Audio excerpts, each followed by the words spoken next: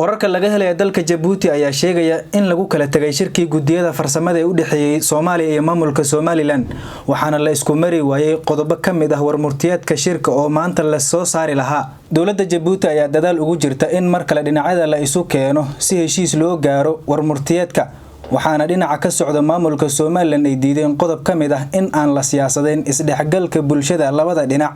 in ay Muqdisho iyo Hargeysa isaga kala gooshi karaan hadii ay ahaan lahayd fanka dhaqanka ganacsiga iyo isboortiga inta badan qodobada laga wada hadlayay ee lagu heshiiyay ayaa waxa kamid ah in aan la siyaasadeynin mashaariicda horumarineed iyo saadaasha hawada iyo deyn cafinta shirkan oo furitaankiisa ay ka qayb galeen madaxda dalalka Soomaaliya Jabuuti iyo Itoobiya ayaa loo saaray guddi farsamo iyadoo la filayo in guddigan uu soo saaro warmurtiyeed labada dhinac lagu heshiiyay guddiga farsamada ayaa la isku raacay in ay kulmaan 45 maalmood mar si ay uga wada hadlaan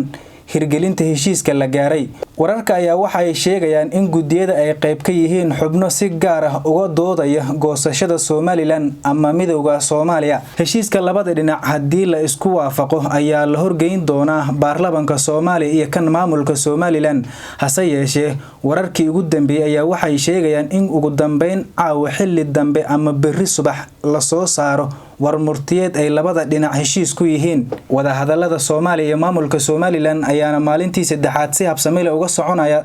dalka Jabuuti ee dariska nahay